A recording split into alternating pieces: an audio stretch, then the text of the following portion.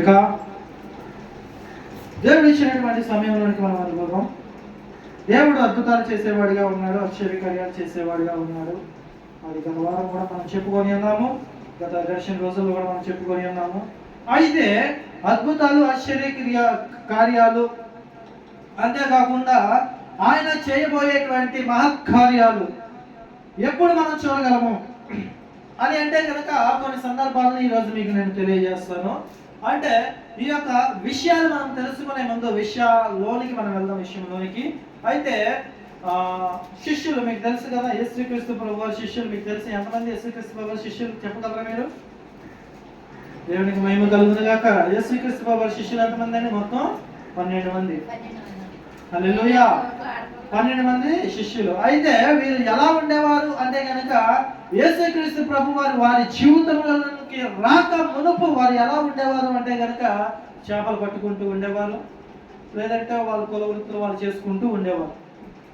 అంటే వాళ్ళు పుట్టుకునేవారు కొంతమంది, చేపలు పట్టుకునేవారు కొంతమంది, లేదా వాళ్ళు వెనుకలు చేసుకునేవారు కొంతమంది, ఏవేవో పనులు చేసుకుంటూ అంటే వారికి వచ్చేటువంటి పనులు వారు చేసుకుంటూ ఉండేవారు. కానీ వాళ్ళు దేవుడిని తెలుసుకునేవారు కాదు. అప్పటి వరకు వారి జీవితంలో ఏ అద్భుత కార్యాలు, ఏ సూచక క్రియలు కూడా జరగలేదు. అయితే ఎప్పుడైతే యేసుక్రీస్తు ప్రభు వారు వారిని పిలిచారో, ఎప్పుడైతే యేసుక్రీస్తు ప్రభు వారిని వారు అంగీకరించారో, అక్కడ నుంచి ఏమైంది అంటే కనుక వారు అద్భుతాలు చేయడం మొదలుపెట్టారు. హల్లెలూయా. వారి జీవితంలో అద్భుతాలు జరగడము మొదలైనవి. అయితే ఎలా మొదలైనవి అని అంటే కనుక ఈ యొక్క యేసుక్రీస్తు వారు పిలిచినటువంటి మరుక్షణము ఈ యొక్క శిష్యులు ఎవరైతే ఉన్నారో వారి యొక్క వ్యక్తిగత జీవితాలు మారిపోయినాయి. అప్పటి వరకు వారు ఎలా ఉండేవారు అంటే ఏం సంపాదించుకున్నారు, ఏమి తిన్నాం, ఏం తాగుదాం అనేటువంటి ఆలోచనలో ఉండేవారు. చేపలు పట్టే వాళ్ళేమో ఈరోజు గాలం వేటకి వెళ్తే ఎన్ని చేపలు వస్తాయి, అదే చేపలు పట్టడానికి వెళ్తే ఎన్ని చేపలు వస్తాయి, వాటిని ఎంత కమ్ముకుంటే మనకు లాభం వస్తుంది అనేటువంటి ఆలోచనలో ఉండేవారు. కానీ అప్పటి వరకు వాళ్ళ వ్యక్తిత్వం ఎలా ఉండేదంటే ఈ లోకానుసారముగానే ఉండేది, దైవపరంగా ఏది ఉండేది కాదు. హల్లెలూయా. దైవపరంగా ఏది ఉండేది కాదు. అయితే ఒక విషయానికి వచ్చేటప్పటికి వాళ్ళకి ఏమైందంటే యేసుక్రీస్తు ప్రభు వారు వారి జీవితంలోనికి వచ్చారు. వచ్చిన తర్వాత ఇదిగో మీ వ్యక్తిగత జీవితంలో మారితేనే కానీ దేవుడు చెప్పేటువంటి విషయాన్ని మీరు తెలుసుకోలేరు అని చెప్పేసి ఆయన కొన్ని సందర్భాల్లో వాళ్ళకి తెలియజేస్తూ వచ్చారు. హల్లెలూయా. అలాగా సందర్భం వచ్చిన సందర్భంలోనే అంటే యేసుక్రీస్తు ప్రభువారితో శిష్యులు అంటూ ఉంటున్నారు. యేసుక్రీస్తు ప్రభువారు మొదటగా ఏమన్నారంటే ఇదిగో మీరు మారు మనసు పొందండి, అప్పుడు పరలోక రాజ్యం గురించి మీకు తెలియజేయబడుతుంది, పరలోక రాజ్యాన్ని మీరు స్వతంత్రించుకుంటారు అని చెప్పేసి మనం మత్తయి సువార్తలో చూడవచ్చు. మత్తయి సువార్త 5వ అధ్యాయంలో మనం చూడవచ్చు. 5వ అధ్యాయము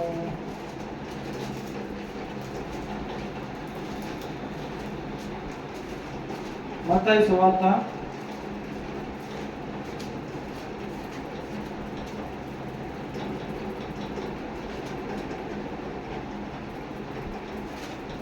5వ సువార్త క్షమించండి 5వ అధ్యాయం కాదు 4వ అధ్యాయంలో మనం చూడవచ్చు. మత్తయి సువార్త 4వ అధ్యాయం 17వ వచనంలో చూడండి. అప్పటి నుండి యేసు పరలోక రాజ్యము సమీపించి ఉన్నది గనుక మారు మనసు పొందులని చెప్పుచు ప్రకటింప మొదలు పెట్టాను. శిష్యులతో అంటున్నారంట. ఏమని అంటే కనుక శిష్యులతోనే కాదు, లోకంలో ఉన్న వారందరితో కూడా అంటున్నాడు ఆయన, మీరు మారు మనసు పొందండి, అప్పుడు పరలోక రాజ్య విషయాలు మీకు బయలుపరచబడతాయి, పరలోక రాజ్య మర్మాలు మీకు బయలుపరచబడతాయి. మారు మనసు పొందాలి. అసలు మారు మనసు పొందడం అంటే ఏంటి? అక్కడ వరకు శిష్యుల వ్యక్తిత్వం ఎలా ఉండేది అంటే లోక సంబంధంగా ఉండేది. హల్లెలూయా. ఎలా ఉండేది? లోక సంబంధంగా. లోకంలో ఇంకో రేపటి కోసం ఏన్ని సంపాదించాలి, రేపు నా పిల్లల కోసం ఏం పోగేసుకోవాలి అనేటువంటి ఆత్రంలో తన మనిషి జీవితాన్ని 70 ఏళ్ళ జీవితాన్ని గడిపేస్తున్నాడు. కానీ 70 ఏళ్ల జీవితం తర్వాత మరొక జీవితం ఉంది, అది 1000 ఏళ్ల పరిపాలన. అందులో ఉండాలి అంటే ఇక్కడ మనం ఏం చేయాలి? బ్రతుకున్నటువంటి లోకంలో మనం ఏం చేయాలనే ఆత్రుత ఆలోచన శిష్యులకి లేదు. లేకపోయేసరికి యేసుక్రీస్తు ప్రభువారు లోకంలోనికి వచ్చిన తర్వాత ఆయన అంటున్నారు, ఇదిగో మీరు మారు మనసు పొందాలి. మొట్టమొదటిగా ఏం చేయాలంట? మారు మనసు పొందాలి. మరి మారు మనసు అంటే ఏంటి? మారు మనసు అంటే ఏంటి అసలు? మనసు అంటే ఎక్కడ ఉంటుందో చెప్పగలరా మీరు? చెప్పండి, మనసు ఎక్కడ ఉంటుందో చెప్పండి. మనం అనుకుంటాం కదా మనసు ఇక్కడ ఉంటుందని, కానీ మనసు ఇక్కడ ఉండదండి. వాస్తవానికి మనసు ఎక్కడ ఉంటుందంటే ఇక్కడ ఉంటుంది. హల్లెలూయా. ఇక్కడ హృదయం మాత్రమే ఉంటుంది, మనసు ఇక్కడ ఉంటుంది. హల్లెలూయా. కాబట్టి మనము హృదయంలో ఆలోచించే ఆలోచనలో మనసు ద్వారా వెల్లడి అవుతూ ఉంటాయి. మనసులో దాచుకున్నారు, మనసులో ఉన్నదంతా బయటికి ఏది చేసి ఏంటంటే మనసులో దాచుకోవడం, బ్రెయిన్లో దాచుకోవడమే. ఇదే మనసు. అయితే మీరు మారు మనసు పొందండి. ఈ బ్రెయిన్ని ఏదైతే మీరు బ్రెయిన్ లో ఉండిపోయేటువంటి మన తరతరాలు పితరులు చెప్పినటువంటి ఆచార సంప్రదాయాలు ఉన్నాయో వాటన్నింటినీ మీరు విడిచిపెట్టాలి. ఎందుకంటే అవి మిమ్మల్ని నిత్య జీవానికి తీసుకువెళ్ళవు, మీరు పరలోక రాజ్యానికి తీసుకువెళ్ళే అవకాశం లేదు అని చెప్పేసి యేసుక్రీస్తు ప్రభువారు అంటున్నారు. మీరు మారు మనసు పొందాలి. ఇంకా అజ్ఞానంలోనే ఉన్నారు, అజ్ఞానంలోంచి బయటికి రండి అని అంటున్నారు. మరి ఆ అజ్ఞానం నుంచి బయటికి రావడం అంటే ఏంటి? అప్పటి వరకు శిష్యుల వ్యక్తిత్వం ఎలా ఉంది అంటే లోకానుసారంగా ఉంది, పితరులు చెప్పిన దాని ప్రకారం ఉంది. ఇంకా వారు అజ్ఞానంలోనే ఉండిపోయారు. కానీ ఎప్పుడైతే యేసుక్రీస్తు ప్రభువారు వారి దగ్గరికి వచ్చి ప్రకటించడం మొదలుపెట్టారో ఆ తర్వాత శిష్యుల వ్యక్తిత్వం ఎలా మారిపోయింది అంటే చూడండి, మీకు చూపిస్తాను. అదే మత్తయి సువార్త 18వ అధ్యాయము నేను త్వరగా మీకు చెప్పి ముగిస్తాను. చూడండి, 18వ అధ్యాయం 1వ వచనంలో మనం చూసినట్లయితే శిష్యులు అంటూ ఉంటారు, ఆ కాలమున శిష్యులు యేసునద్దకు వచ్చి పరలోక రాజ్యంలో ఎవడు గొప్పవాడని అడుగగా, అక్కడ చాలండి, తర్వాత చదువుదాం. ఆయన ఏమంటున్నారంట? శిష్యులు అడుగుతున్నారంట, పరలోక రాజ్యంలో ఎవరు గొప్పవారు? అసలు అంటే పరలోక రాజ్యంలోనికి ఎవరు వెళ్తారు? పరలోక రాజ్యాన్ని ఎవరు స్వతంత్రించుకోగలరు అని అడుగుతున్నాడు. శిష్యులు అడుగుతున్నారు యేసుక్రీస్తు ప్రభువారు, అసలు పరలోక రాజ్యంలోనికి ఎవరు రాగలరు, ఎవరు పరలోక రాజ్యంలో ఉండగలరు అని చెప్పేసి అడుగుతున్నారట. అడుగుతున్నప్పుడు యేసుక్రీస్తు ప్రభువారు అంటారు, చూడండి అక్కడ, ఆయన అనగా ఇక్కడ ఆయన అంటే ఎవరు అంటే నజరేయుడైన యేసు. హల్లెలూయా. ఆయన బైబిల్ కొత్త నిబంధనలో ఎక్కడైనా ఆయన అనే సంబోధన వచ్చింది అంటే కనుక అక్కడ యేసుక్రీస్తు ప్రభువారు అని మనము తెలుసుకోవాలి.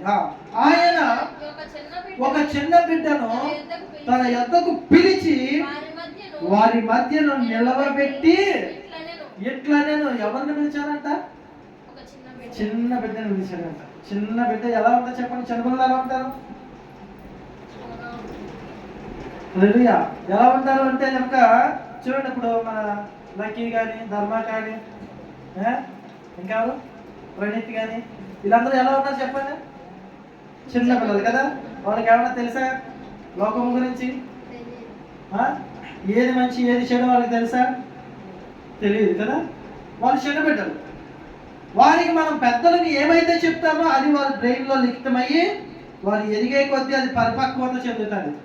అందుకే మనం పిల్లల దగ్గర ఉన్నప్పుడు ఎటువంటి తప్పులు చేయకుండా జాగ్రత్తగా ఉండాలి. ఎందుకంటే పిల్లల మైండ్ చాలా షార్ప్గా ఉంటుంది, దేన్నైనా గ్రహించగలిగేటువంటి జ్ఞానం ఉంటుంది. వారి దగ్గర ఉన్నప్పుడు మనం చాలా చక్కగా ప్రవర్తించాలి. ఇప్పుడు చిన్నపిల్లలు ఉన్న దగ్గర మనం బూతు మాటలు మాట్లాడామనుకోండి, చిన్నపిల్లలు ఏం చేస్తారు? యాస్టీస్ అవే బూతు మాటలు వాళ్ళు మాట్లాడడానికి ఇష్టపడతారు. ఇప్పుడు చిన్నపిల్లల దగ్గర ఉండగా మనం దొంగతనాలు చేసామనుకోండి, చిన్నపిల్లలు కూడా మా పెద్దోళ్ళే చేశారు, మనం చేత తప్పేంటి అనేటువంటి ఉద్దేశాల్లోకి వెళ్తుంది. అంతేకాకుండా ఇప్పుడు చిన్నపిల్లల దగ్గర ఏ మద్యపానమో సిగరెట్టో లేదంటే కిల్లీలు నవ్వడమో చేసామనుకోండి, మన పిల్లల దగ్గర మా నానే చేస్తున్నాడు, నేను చేస్తే ఏమొచ్చిందిలే అని చెప్పేసి అంటే వాళ్ళు చేయడము మొదలు పెడతారు. అంటే చిన్నపిల్లల స్వభావం ఎలా ఉంటుంది? అయితే ఇక్కడ ఆ చిన్నపిల్లల గురించి చెప్తున్నాడు.